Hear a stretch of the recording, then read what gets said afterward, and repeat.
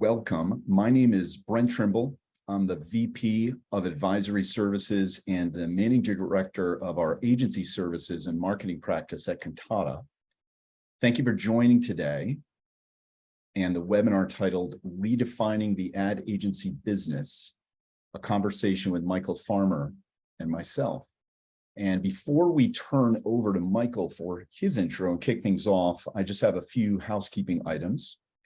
Just to remind everyone, the session's being recorded. A copy of the webinar will be emailed to you in the next couple of days. Also in the email, be sure to check out instructions on how you can receive a signed copy of Michael Farmer's new book, Madison Avenue Makeover. And that'll be the focus of most of our conversation today. We do encourage during the session for you to submit questions that you might have for Michael by utilizing the Q&A button in the Zoom toolbar. We will reserve some time at the conclusion of the discussion to answer as many questions as we can and see how many we can work in as time allows. But with that, let's get started. I've introduced myself in my role here at Kantata, but I'd love to turn it over to Michael and hear a little bit about yourself, your background, and introduce yourself as the esteemed guest in today's webinar. Well, Brent, I feel like an esteemed guest. Thank you very much. You've been very hospitable. My name is Michael Farmer. I have been a management consultant, sort of a normal card-carrying management consultant for my entire business career. First starting at the Boston Consulting Group in Boston and Rio de Janeiro, and later with Bain & Company in Boston, Munich, Paris, London, and Istanbul. And in 1990, I started my own, I left Bain in London and started my own firm, Farmer & Company. And 2 years after I started, I received a call from an ad agency, Ogilvy UK, that wanted a strategy consultant to help. And I found the business so fascinating and its problems at that time so complicated that I thought it might make sense to dedicate my firm to solving relationship problems between agencies and their clients on the one hand, and better understanding the changes that were likely to occur in the business as a result of changes in the way agencies were paid, changes in technology, and all of the other things that we certainly have endured for the last 30 years. In 2015, I knew enough and maybe was frustrated enough that I felt that I ought to write a book called Madison Avenue Manslaughter to talk about the problems that I had observed. And that book went through 3 editions. And then more recently, last year, I was invited to be a fly on the wall at Huge that was going through a transformation. And they gave me full independence to write a book called Madison Avenue Makeover, the transformation of Huge and the redefinition of the ad agency business. So here I am to talk about the books and to talk about what I've observed now over the last 30 years in my work with ad agencies and their clients. Thank you, for that context and provenance. And as I've shared with you in the past, and we've been able to exchange notes here and there. I think I got the original book in hardcover, recommended it to many folks in the industry. And it's a great foundation of how you sort of diagnosed the challenges you see in the agency business, and that it's going to that culminated with the new book. And I think you shared this graphic with us previously. It's from the first book, but it's a great jumping off point to how you first identified kind of the macro issues in the business, and then looked at a way forward. But maybe just comment a little bit on this as we move through the discussion today. Sure. Well, here's the thing, Brent. One of the big challenges in analyzing an agency like Ogilvy London, 30 years ago, is there are really 3 things you need to understand any operation. You need to know what their outputs are. You know, because every business in one form or another, whether it's a service business or a manufacturing or distribution business, deals with products. There's volume of output. You need to know that. You need to know what the revenue situation is, and then you need to know the costs, or in the case of agencies, the headcounts and the overhead. The biggest challenge for me back in 1992 was to figure out how much work an agency was doing, because I then discovered that they didn't keep that information. And so I've done my consultants is always reconstruct how much work is going on between a client and the agency. And I have to measure that. You know, you can't measure it in kilos or pounds. I had to invent a unit of work that's the size of a TV ad, an SMU, a scope metric unit.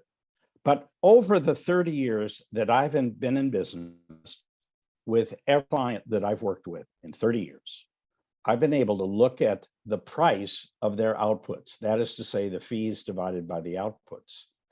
And quite astonishingly, from the first day, 1992 to today, the price for agency outputs has declined by 63%.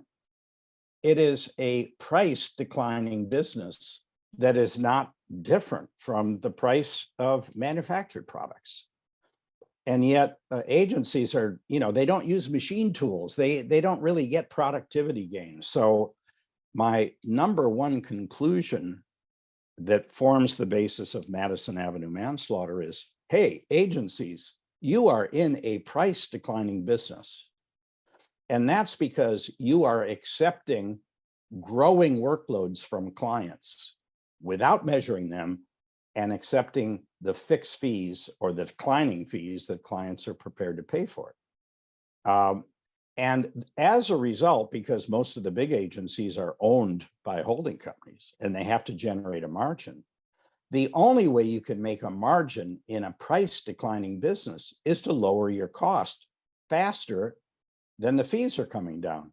And in the case of agencies, that means reducing headcounts in the face of growing workload. So as you can see here, the output per creative among my clients over a 30-year period has almost trebled.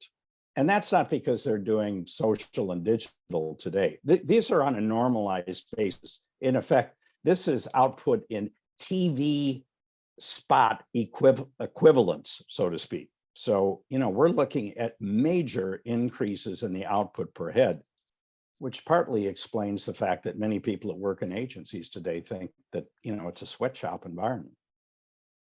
No, that's great. And to see this trend in the macro data really puts it into stark relief. So, you know, I'd encourage participants, we're going to talk predominantly about the second book, but Madison Avenue Manslaughter really laid the foundation. So there's a several year span between the books, and maybe talk a little bit about Makeover. So Madison Avenue Manslaughter, all your data, the hypothesis were in market. I know devoured by quite a few agencies. Some may have put them into practice and really said, you know, we are going to change the way we do business and begin to mitigate some of these trends. But maybe for our participants today, give us a little bit of a background of the idea and how the impetus for Makeover came into being. Sure. Well, I mean, you know, the problem with Madison Avenue Manslaughter is it's a gloomy book. You know, I mean, it's not, wow, let me read this and feel good at the end of the day, because it says, if you're running an agency, you're under a lot of pressure. And the only way you're going to eventually fix that is if you start to know how much work you're going to do for a client from the scope of work, and you negotiate your fees on that basis. So keep track of the work you do, have a way of measuring it, and then negotiate fees on that basis. That was the basic fix. Now, the book went through 3 editions, 2015, 2017, when the whole media issue came to the fore, And then 2019 was a final update of all the data in the book. Now, one of the readers of that book was Matt Baxter, who, and of course, Madison Avenue Manslaughter was pretty much about the problem facing creative agencies rather than Sure. media agencies. And Matt was a media agency executive. He was in New York, although he's Australian, a young guy. He was running Initiative, which is IPG's big media agency. He had been in New York since 2016. He had spent 5 years turning around Initiative. And in fact, he had a long history of turning around media agencies wherever he worked. He read Madison Avenue Manslaughter. I happened to be doing some work with Initiative, but not for him. I was doing it for someone else. But we knew of each other. And one day he was appointed to take over Huge, the creative agency based in Brooklyn, which is an IPG agency, and with a brief to turn the thing around. It hadn't grown for a long time. So one of the first things Matt did, and it was a surprise to me, was to call me a month after he took over and said, "Hey, I think you might be interested in a writing project. I am going to do a massive turnaround of Huge, and it might be of some interest for you to tag along and see what we're doing and write a book about it." He also asked if I would be in a position to provide consulting advice about what they needed to do. But after a couple of weeks of discussion, it was clear that writing the book was going to be a full-time operation, and that I had to begin immediately, and that he should use the services of another consulting firm to help him define what the transformation should be. So he took over in June of 21, and he took over Huge.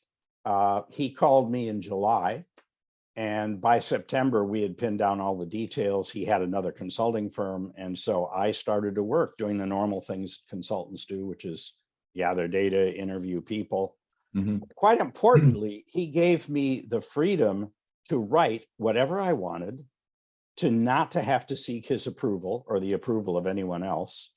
I had complete editorial freedom, which, as I look back on it, was a very bold, courageous, and some people would say slightly crazy thing to give to an outsider. But that's how Matt is. You know something? He's pretty fearless.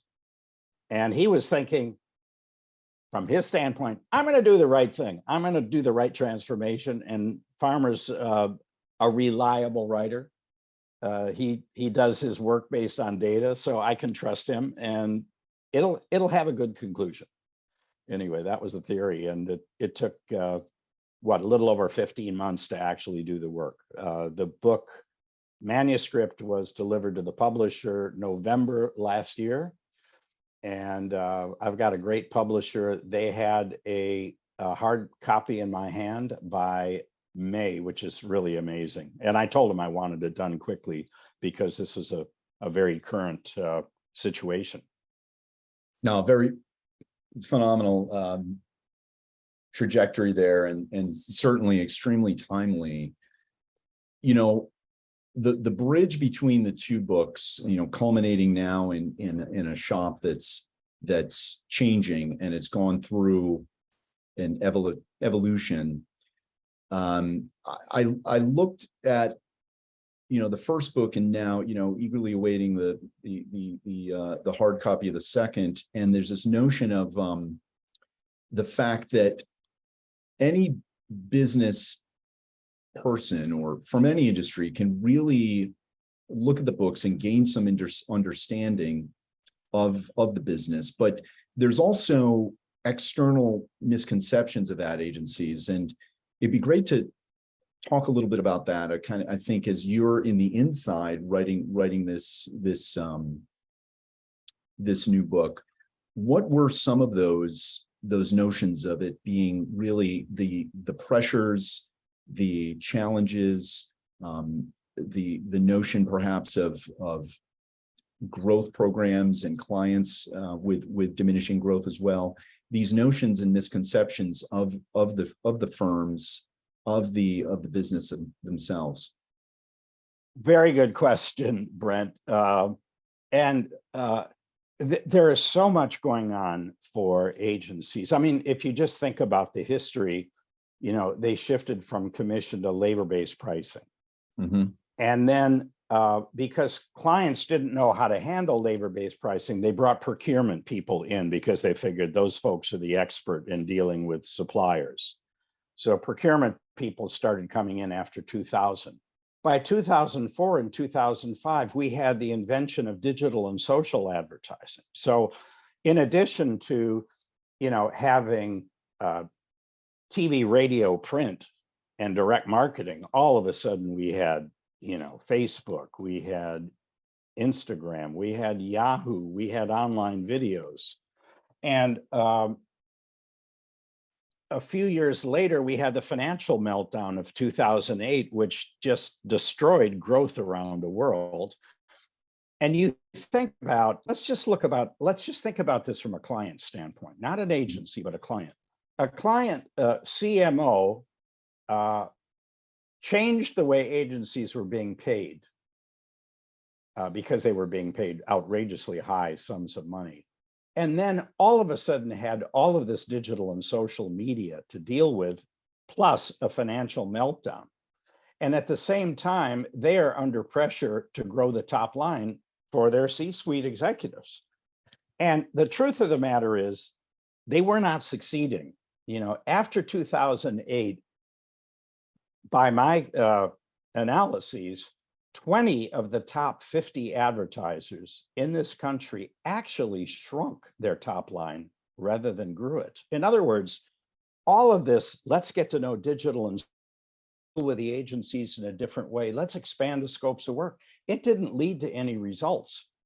So it didn't lead to any top line results. So of course, procurement was turned loose to cut costs everywhere in order to maintain the share price of the advertisers. And agencies have been on the receiving end of things. They've seen their fees cut every year at the same time that they've seen their scopes of work grow. And why have the scopes of work grown? Well, because in the absence of having any science about what'll make the top line grow, let's try everything. Let's try a different mix of digital and traditional. And that's what's been going on, I would say, from the financial meltdown today, which is a 15-year period, has been a period of experimentation by advertisers, and it has failed. What they have done, though, is that they have really done a great job at making it difficult for their agency to do a good job, because in their quest to lower fees, they have seen the holding companies tell the agencies that they have to downsize to make their margins. So agencies have been liquidating their talent on the one hand, while they're handling more workload. And the second thing they've done, the advertisers, is that they have accelerated the rate at which they change agencies. They change them now about every 3 years, 3 or 4 years, which means that agencies, instead of being in the business of helping clients grow by understanding their problems and working with them for the long term, now agencies are in the business of generating new clients. Because you have to replace the clients that you've just lost. The agency business has been transformed in the wrong way as a result of the changes in remuneration, the introduction of digital and social advertising, the introduction of procurement, and their own downsizing, which has led them to now be in the new business development business. And that's what CEOs do instead of thinking about how do I fix an agency that's in a declining price business. There's so many pressures on agencies. They hardly know which way to turn. They're desperate to hang on to the revenue they've got, but at the same time, they're desperate to win new revenue in a desire to grow because they're under enormous pressure from their owners. Those conditions are fascinating. To recap, certainly macroeconomic from the financial meltdown to present, the explosion of workload to scope, certainly all the new advertising modalities and marketing possibilities in market, And then, but I think what's interesting, and we started off talking about misconceptions, is that many large brand clients are not growing. And in the book, there's really interesting notion where you articulate, I think, that some of the programs that agencies deploy on behalf of their clients who are not growing are also ineffective. So there's sort of this downward cycle. And when we'll talk next in a little bit about kind of this notion of productization and efficacy, but I wanted to ask you a question, sort of, and it's a big one, but there's been a tremendous, very voluminous articles writing thought leadership that pervades sort of the larger business press, as well as, of course, the advertising industry press. Your books have been phenomenal and instrumental in guiding that conversation. But why is it so hard for agencies that are, that tout innovation, freshness, creativity, groundbreaking work and thought to change and reinvent themselves when the evidence seems pretty clear? What conclusions have you drawn around that? Well, there are several possible answers, but I think that as a result of holding companies buying up the major agencies since the mid 80s, and we know how big they all are right now, and they pretty much dominate the industry. I think that holding companies themselves are really just financial entities that own a lot of businesses, and those businesses have to meet their budgets, which is a growth budget and a profit budget. And the sum of those budgets add up to the holding company's performance. So holding companies are all about numbers. Whatever they may say about holding company relationships and the like, don't be fooled. Holding companies are about requiring their businesses to make the numbers. And if they don't make the numbers, they're punished. And they're punished by not getting any bonuses. So we are now in an industry where the owners require certainty that you're going to make the numbers. And if you're not going to make the numbers, you better downsize so that you do make the numbers.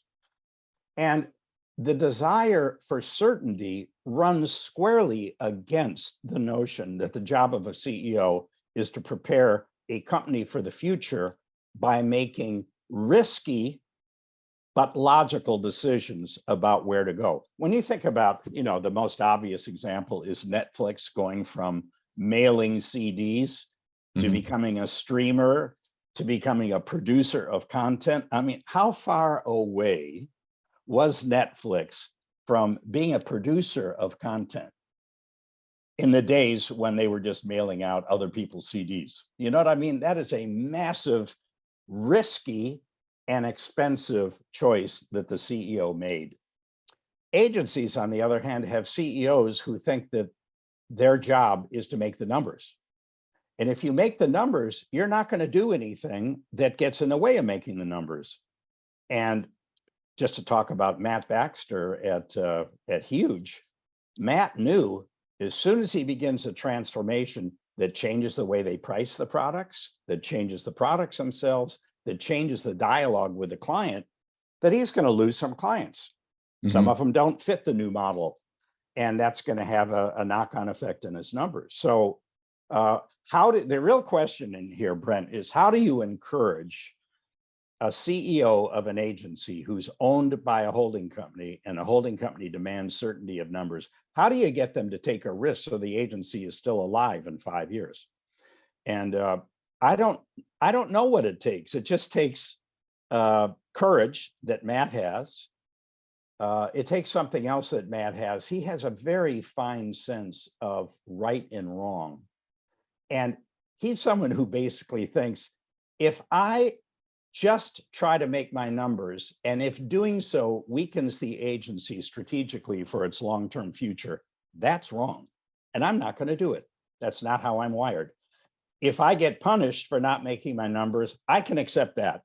But what I cannot accept about myself is doing something that puts the future of an agency at risk just so I can make a bonus.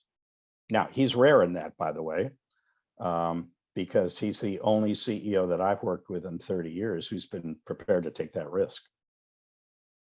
So I think it's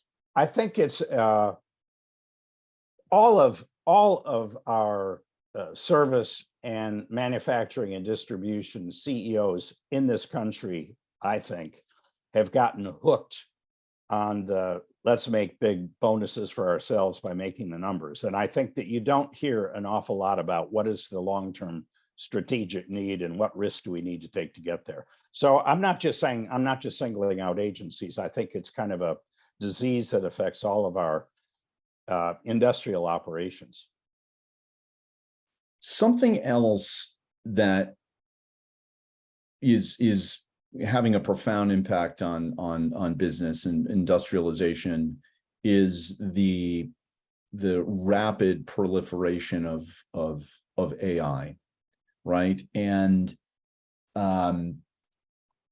I think we'd be interested because you have such a wealth of understanding in this corpus of knowledge going back 30 years on all these external factors that are pressing on the agency model.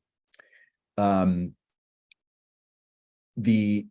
isn't necessarily new to the agency business, like in the context of media firms using Google platforms and RankBrain and working within that to boost returns for customers and kind of the biddable media and algorithmic formats. But now with the ability to do creative adaptation work, how profound do you think this will be as kind of a new pressure or a rapidly emerging pressure on agencies, some of whom really rely on that type of work to preserve some margin?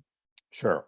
Well, listen, I don't claim to be an expert on the evolving nature of the AI platforms, but I will tell you that 10 years ago, I saw an AI program that could crank out an entire year's worth of dealer advertising for an automotive brand. And I happened to be working at that time with an agency that actually did that kind of work. It wasn't from them that I saw the AI platform. The agency had 100 full-time people doing dealer advertising work in the automotive business, 100. I saw a program that cranked out a whole year's worth of work in 15 minutes. Original print, video, you name it, brochures, the whole thing. Now, here's another thing where I do feel I have some expertise. Over the 30 years, I've been measuring scopes of work. So I saw what a typical scope of work looked like in 1992, and I know what a typical scope of work looks like in 2022. All right, let me give you some numbers. One of my first clients 30 years ago had 50 creatives, and they were doing about 360 deliverables a year, 360 ads, TV, radio, print. I had a client recently with 50 creatives that was doing 15,000 deliverables a year. Same number of creatives, huge difference in deliverables. Now, the deliverables weren't all big. A lot of them were, Facebook posts, 52 different programs for every week, changing it once a week, et cetera. A lot of online video, a huge number of adaptations. But let me tell you, what I do know about AI is a very large portion of those 15,000 deliverables can be done by AI. Now, let's just assume for the moment that a typical agency today is 30% of its workload is in digital and social. And half of that is subject to AI. And I'm just, these are ballpark numbers, right? Well, that's 15% of their revenue and 15% of their headcount. Since agencies are paid by the head and not by the work, then a 15% replacement of people by AI takes out 15% of the revenue, because the business model is based on get paid for the number of people working on the account. If I were an agency, I would be terrified today that I have the wrong business model. I'm being paid by the head. Right. And AI is going to take out heads. If I'm paid for the work, as Huge plans to be, then I'm safe. And in fact, Huge is hiring AI people like crazy, because they know that it doesn't matter to them whether people are doing the work or AI is doing the work. They're going to be paid for the work they do. They get paid by the product. Now, agencies have resisted for 30 years since they've been on labor-based remuneration. They've resisted even measuring or documenting the amount of work they do. So they have a huge job to do. I'm very worried for them for AI. I think AI is the gasoline on Madison Avenue's manslaughter. It had nothing to do with the book. My book said there's going to be a steady continued decline in agency work because the workloads keep growing.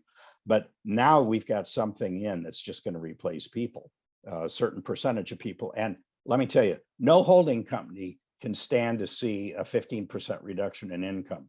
Wall Street will be screaming, what the hell is wrong with you? Are the parts worth more than the whole? Maybe you should be broken up.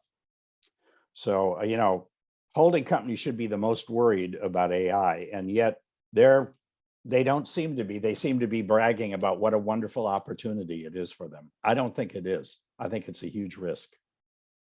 This is a really great sort of segue into a topic that comes through in the book, and the reinvention of Huge, and this notion of pivoting from labor-based, fee-based, rate card, billable hour work, which we're all familiar with, and we've all lived through the RFP cycles and uploading, templates and hourly rates into a client procurement system like Ariba, and kind of having some loosely defined scopes and hoping it all comes out in the wash. But we've been partners with Huge for a while, and partnered with quite a few agencies and marketing service firms and hybrids in market. And we've seen a shift to firms trying to beginning this nascent journey to adopting a product-based system to sizing work. And I'd say this is a trickle, Michael, and not a deluge, but the industry is moving in bits and pieces. But Huge has taken this, in the book, you illuminate this quite a bit, to a whole another level, even hiring a product officer. I'd love to hear kind of your insight there, because do you see this as really that sharp turn that needs to occur in order for shops to survive and thrive? Well, yeah, listen, before I talk about the change in product and change in the way they want to be paid, there is something that preceded that, that Matt Baxter initiated, that I think is what allowed him to kick off the change of pricing. The first thing he told me when we spoke on the phone is that he was going to reposition Huge as a company that helps clients grow, helps clients perform better. And he said to me, I've seen what the management consulting firms have done for 40 years. And, I can speak to that personally, because I was at Bain and BCG when they were fewer than 1,000 people. They were a couple of hundred people when I joined. And I think BCG is 25,000 today, and Bain is, 20,000 people around the world. They charge their people out at 5 times the salaries of their people, not at 2 times the salaries of their low-cost people. They have grown, they make good money, and it's all because they focus on helping clients perform better. Absolutely. And Matt said the only way that you can get decent prices in any service industry is you're helping clients with their performance, not giving them creative output, you know what I mean? But really helping them to grow or to become more profitable. or to expand in new countries, or to introduce new products, or whatever it is that they need to do. And he said, that's the secret to pricing in the industry. Now, on top of it, we have to change the mechanism. Sure. And so first thing we're going to do, and it was the subject of the first management retreat that I outlined in Madison Avenue Makeover. First thing he did was get his management team on board that they were going to change their mission to improved results for clients, specifically improved growth. Then he said, and now what we're going to do is develop a suite of products that allows us to do that. And by the way, we're going to create 45 products. Mm-hmm. How he got to that number is a long story, but we're going to create 45 products in 3 separate categories. And each of those products is going to have a price, just like, you know, my iPhone has a price. If I go into T-Mobile to buy one, or if I go to Apple to buy one, I pay a price for it. I can't ask them, oh, what are the laborers cost, or how much overhead do you, and what's your profit margin on that, so that I can fix the price for you, which is what procurement does with agencies. The price is the price. And so Matt said, we're going to be in the results improvement business. Secondly, we're going to have a suite of products that are specifically designed to help do that, and they will be sold at a fixed price. And any program that we engage in with our clients will use one or more of these products to fix whatever performance problems they have, and then we will charge a price for it. And then there are other things in his transformation. One is a reorganization so that he runs the company on a global basis. Another thing is the way they approach clients and talk to them about the sales process. But, you know, I think the critical things in the huge transformation are a complete change of mission to where it's very similar to what consultants say, but what Huge uses is their creativity and their technology and their products to solve it. And, you know, consultants go about it a different way. They focus on different kinds of data. Their creativity is a more analytical creativity. Sure. But it's still creative. It's still quite creative. There's no question about the fact that the Bains, the BCGs, the Carneys, the McKinseys, and all the others that are involved in the business have highly creative analysts that can look at a lot of data and develop a story and an action plan out of it. But it's not the same thing as using the type of creativity that a Huge would use to help clients perform better. So yeah, mission first, and then product sold at a fixed price. Very, very critical for the transformation of Huge. So, you know, and bringing up the management consultants and the way they've been able to preserve margin over the years by really keeping, not all of them, but keeping their eye on efficacy, expertise, results, some of which really won't even engage unless they kind of have that guarantee with the client that, you know, we're going to set a goal and share in those results together, is a good lesson. And before, you know, I think one of the last topics I want to explore with you before we kind of bridge into Q&A would be this notion of, okay, lessons. And in here, Kantata, you know, we work with all range of shops, various sizes, ascendancy, from more of a creative boutiques and digital transformation shops that are kind of on an upward trajectory all the way to the holdcos. But what are some lessons that those shops on their journey, on their ascendancy, maybe reinvention could take? I mean, you know, folks hear, you know, everything, they see the data, essentially cost plus pricing and rates, and they think, gosh, you know, this procurement organization that I'm grappling with is so formidable. If we can just get in enough revenue, I think it'll all work out in the wash. Maybe we'll be able to do some effective work here and there. But for that exhausted or exasperated kind of agency leader or head who really wants to pivot, what are some lessons that you think you could distill and take away with this, you know, armed with this data, the books, where would you maybe suggest they start first? Well, listen, I think the most important thing for an agency client head or a new business team and engaging with a client is to do something that I don't think they do at all, which is to say, let's talk about your problems. Why are we talking with one another? What is it you need to have done? Why is it that you used to perform well and grew and you don't today? What has changed? What do you know about your current situation that would allow us to put together a program of work that would restore growth or profitability, whatever the case may be? Now, I can tell you from my time at BCG and Bain that we never began an engagement without a very thorough understanding of that.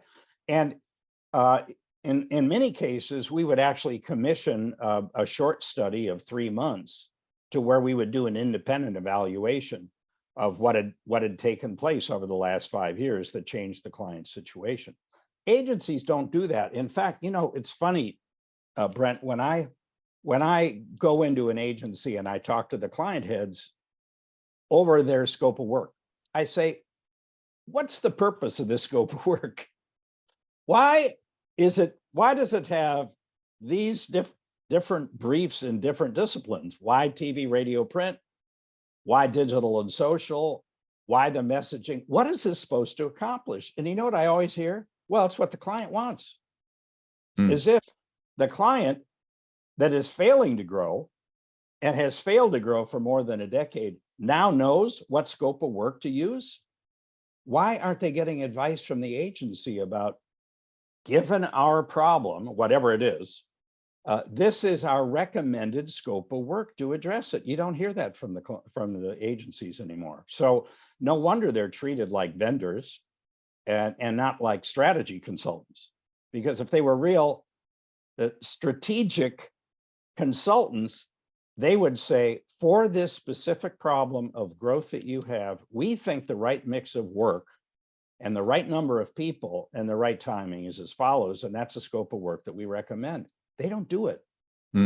And so my number one recommendation, and we certainly spend a lot of time talking about this at Huge, is there needs to be a different dialogue at the beginning of the new business process, or there needs to be a different dialogue at the beginning of the scope setting process within a fiscal year. Instead of, what do you want to do? The same thing we did last year or more of it. It just doesn't cut it, because if a client isn't growing, a client isn't growing. P&G has only grown in recent years because they've managed to exploit their strong brand position by raising prices. That's what they've accomplished. They grow by raising prices. Well, we all know that that's a dead end.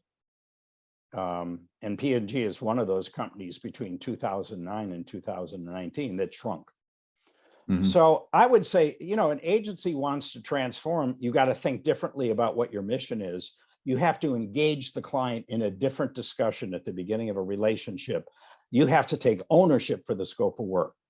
It has to be the right scope of work, not just the thousands of deliverables that the client thinks might work.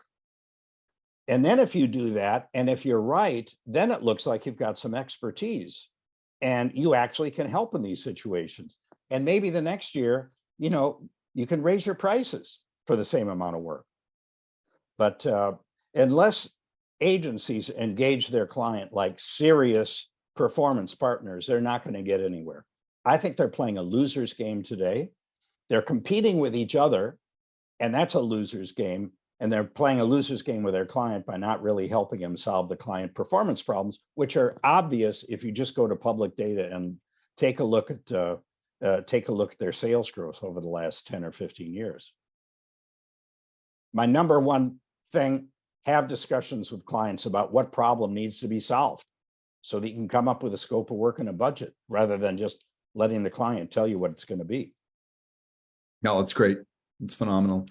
The talking about the books, the provenance of the first, leading into the second, this has been a really dynamic conversation, and the narrative and the the arc you're able to craft, grounded in data, is really essential. So we encourage all of our participants today to grab those books, but I want to open it up to questions. We've got a few that have come through, and the first one is by a colleague named Lewis, and he's referencing the initial slide, the start of your journey, where you depict the 63% price decline from 1990 to 2015. Writes, do you recall how agencies were set up operationally? For example, a lot of large agencies were still using tissues in the creative process, were opposed to making the transition to technology that Apple was developing. So presume like in 1990, desktop publishing, Quark Express, PageMaker, those types of things.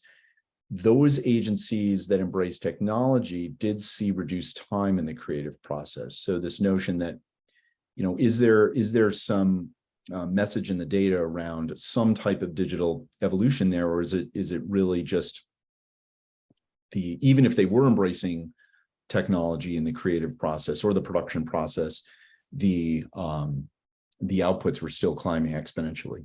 Yeah, well, listen, I don't want to denigrate the changes in technology brought about through all the Adobe products in particular. But there's another thing that's quite important. If you may recall, before the shift to labor-based fees, when agencies were on commission, they made so much money, and they were publicly owned, whether they were owned by a holding company or not, that they actually had to hide their profits by overhiring and paying very high salaries. So agencies had nearly double the number of people that they actually needed to crank out the creative stuff. And they got used to using multiple creative teams. Listen, when I went into Ogilvy in 1992, the reason they weren't making any money was that on average, they had close to 3 creative teams on every single brief. And as a result, they had more than 3 full reworks on every single brief, because that's the way the creative heads wanted to work. They didn't need to put 3 creative teams on every single brief. They didn't need to incur that amount of rework, but that was the only way they knew to work. So a lot of the productivity improvements had to do with reducing the number of people that actually worked on individual briefs. That was the big driver. However, by 2004, according to all the client work that I did in that year, all the surplus agency resources were gone. So from 1992 to 2004, agencies were getting rid of surplus creative people for the most part. Didn't need 3 teams per brief. But from 2004 on, they were cutting into muscle. And that was just having more work than people could do. So I don't think the changes in technology allowed for nearly a dramatic 3-fold increase in productivity. I don't think that's what it was. It certainly had a big effect, but nothing close to that. And now we've had nearly a 20-year period in which agencies are taking out muscle, not fat, and paying very poor salaries, I might add, like half of what the banks and the cosmetic firms and the consulting firms and others pay. And it's a sweatshop. So, and by the way, that 63% I've taken out inflation. So, wow. when I say over a third, and that is a real price decline of 63% from what was $450,000 per TV equivalent to something closer to 125,000 today. I mean, 450 to 125, that is a massive price decrease, not made up by genuine increases in productivity. No, gotcha. That's a great example. So that there's an evolution in technology, but it can't necessarily account for that. A typical creative, I mentioned the 15,000 deliverables for 50 creatives. On average, a creative is cranking out 1 deliverable a day. On that basis. That means There aren't reviews by executive creative directors of the work in the same way. I mean, that's another, you could call that a productivity improvement. There are no internal processes, people just have to get the stuff out the door. So back in the old days, the executive creative directors could look at every single piece, send it back for more work because they had the time, but there's nothing like that today. Today, junior creatives get the work and they've got to deliver it almost instantly. So yeah, that's a productivity improvement, but it doesn't mean better quality work, that's for sure. So we've got another question, and I think it would be given a maybe a sneak peek into the book, but one of our audience members has asked, maybe give an example of a product that Huge has developed to improve clients' performance, some kind of platform or product that is one of the 45 or so that they've developed. Okay, yes, I laid them out because they're very hard to remember. Here's the deal, that Huge has decided that they need to engage clients three ways. One is clients that need experience transformation improvements. That means to improve the experience of working with a client, whether you're a customer, whether you're another type of a user or you're a supplier. That's experience transformation. A second area is technology realization. Mm-hmm. We all know that agencies have got everything from Kantata to other types of platforms, and they use Excel to make it all work somehow, with their ERPs. So technology realization is a way of tying together the systems to work better and to give the agency what they need. And the third area is just pure growth ideas. So let me just give you from the book some of the names. In experience transformation, they have a product called a brand value igniter. Ignite business value through disruptive brand technology. What they do is an analysis of the brand's technology, and through their creative process, he thinks of ways to disrupt that. Another one is a brand magnetizer. Build magnetic brand experiences across your ecosystem. Now, behind that, there are reams and reams of explanations about what that product is, but they have created 45 thumbnail sketches of what the 45 products are across the three different areas. In the growth creation gateway, they have a new horizon validator. Redefine and quantify an existing growth idea. So if the client's thinking, here's an idea, why don't you quantify it for us? Do a normal, business analysis of what this brand idea could bring us and what we have to do to get there. That's highly consultative, but it certainly takes into account their creative and their technology capability. So if you get the book, and I know that the listeners can write in, and we have signed copies for them, on pages 88, 89, and 90 in chapter 6, which is the productization strategy, it lays out the basis for all 45 products and what they hope to achieve with them. That's phenomenal. And we are going to give our participants today an opportunity to receive the book. We had a few other questions we're unable to get to, and one was a follow-up to the product question, but we'll answer that offline. That's from our colleague, Ant Miles. But I'm going to close this out, Michael. This has been fascinating. We could speak about this for hours. It's a passionate business. It's a business that's been buffeted from time to time, still demonstrates some resiliency. But for those of you who asked some questions we weren't able to get to, we're going to reach out individually. So thank you. And as a reminder, we're going to be sharing this recorded session with all of you, all attendees and registrants, in a follow-up email.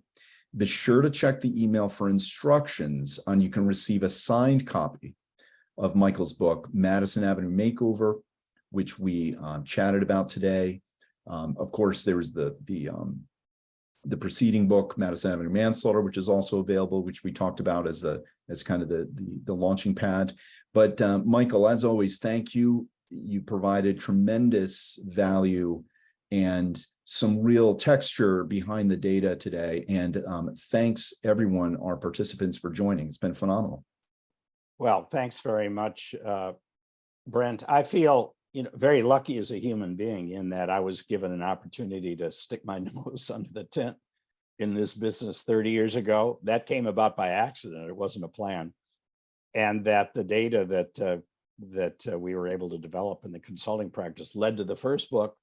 And, fate would have it, Matt read it and thought I was the right guy to be an insider. So this is an insider's view of a management that overturned everything. And in that respect, I'm told by others that makes the book Madison Avenue Makeover unique. It's not just standing from the outside and saying, this is what happened. It's more, every day that I lived with them, I was reporting on what they were doing at their management retreats and how they developed the 45 products and how they costed them out so that they could make margins, how they dealt with the reorganization. So it is very much an insider's view of what's involved in transforming an agency, which is, by my reckoning, a very big job, requires a very dedicated CEO and a very dedicated management team that unflinchingly continue the work. So Brent, thanks so much for inviting me. It's been a great honor to speak with you and with the listeners. Thank you.